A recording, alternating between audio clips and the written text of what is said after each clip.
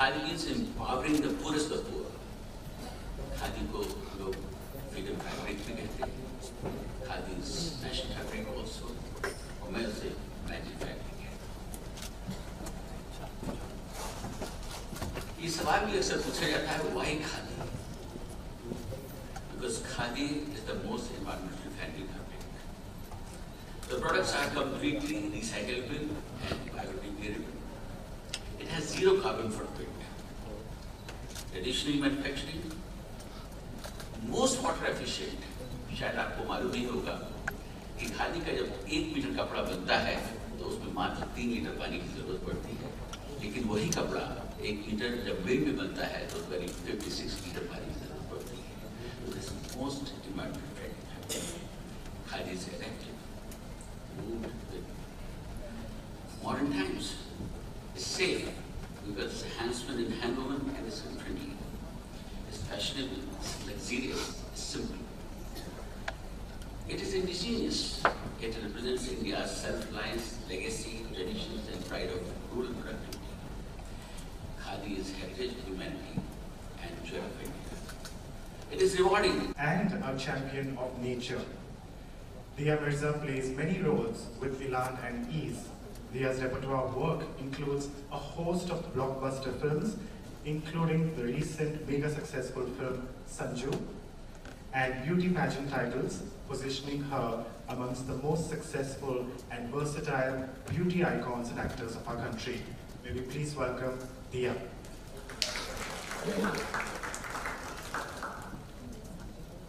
Is it still morning? Can I say good morning?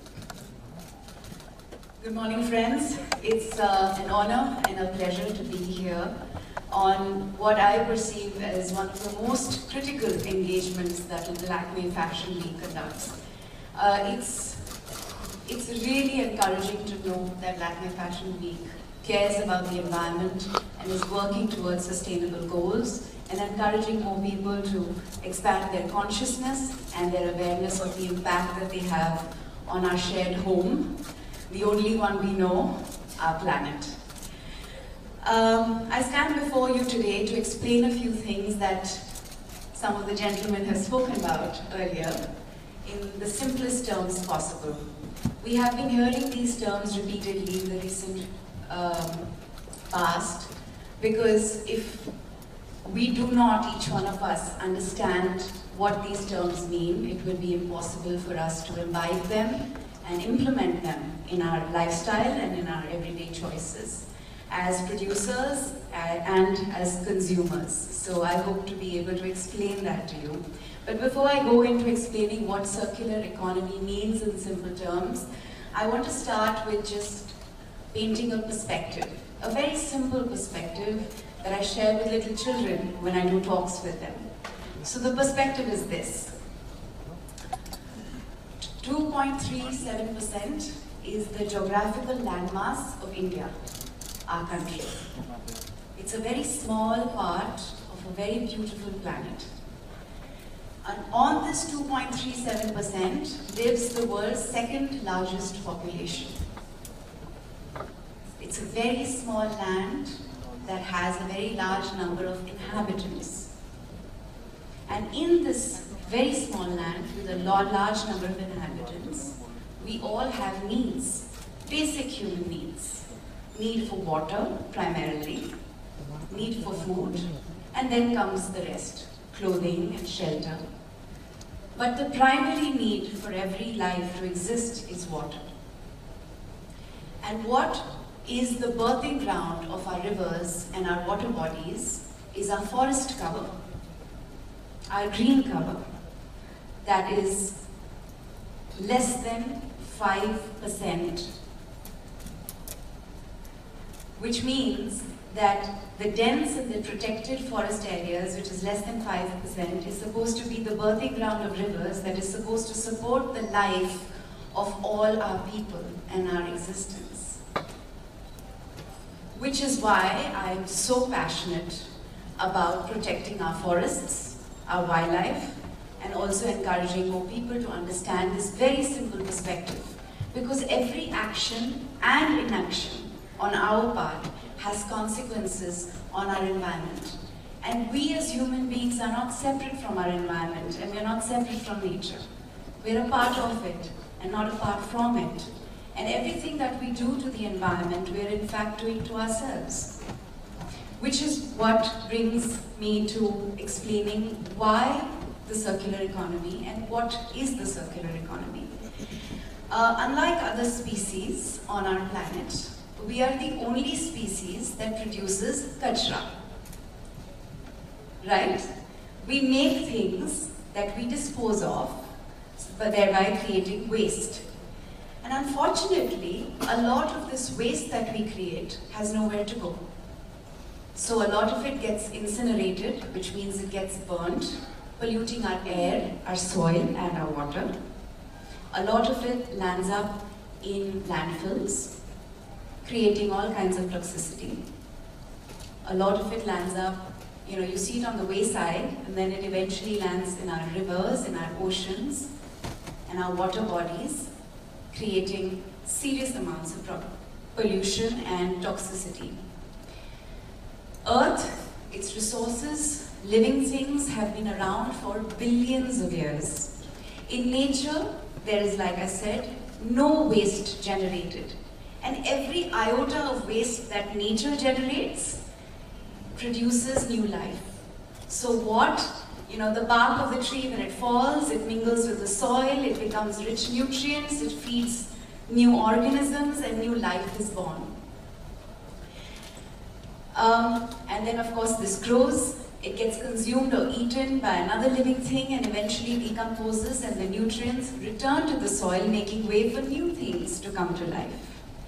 And this way, the cycle of life begins again, hence a cyclical approach. So basically, everything in nature that creates waste goes back to giving life and nurturing new birth. Therefore, it's a cycle of life. However, as humans, we have adopted a linear approach.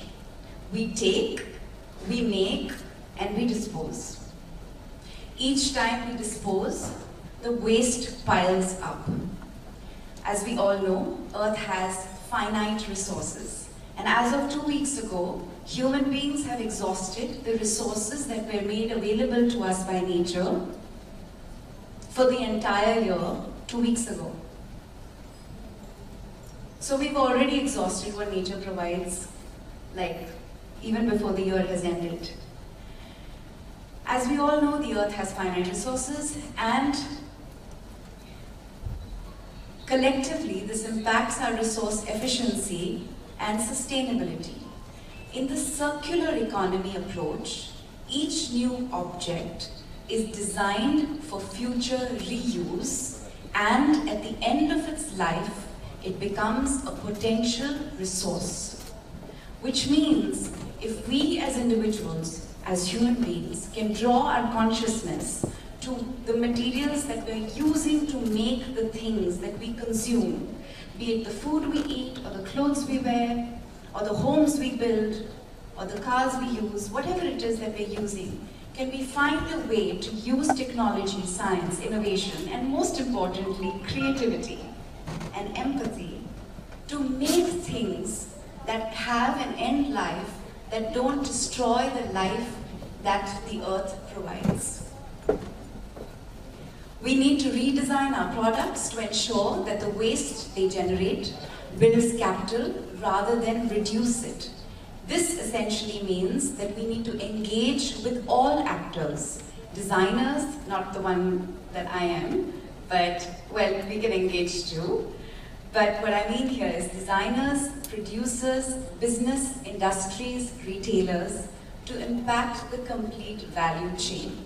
So the idea is that when we build and we make, we use things that are earth-friendly right from the beginning, so that when the end of its life appears, it is not contaminating the environment and our water resources, and of course, killing us. Thank you so much. Thank you, Dia, for the wonderful address. You did stick to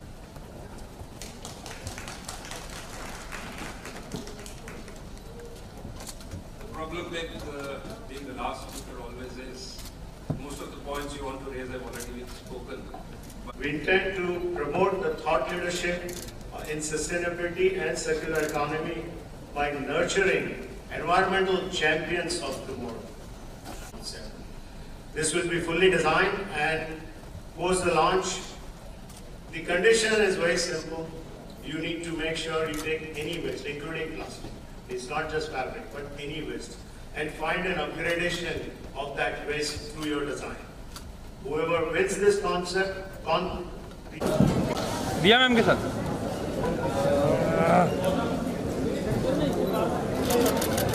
अरे इसको तो रद्दी खाली चाहिए ma'am या दिया ma'am यहाँ पे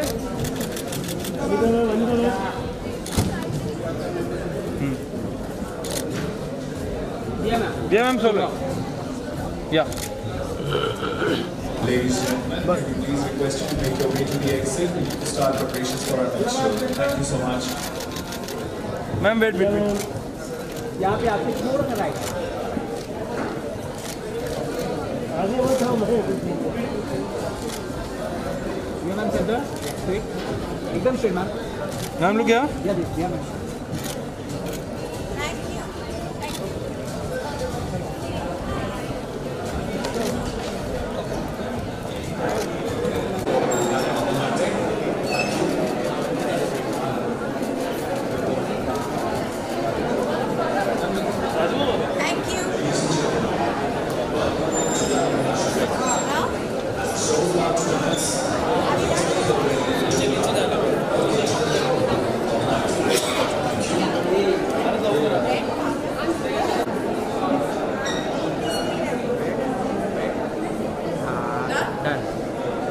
Thank you.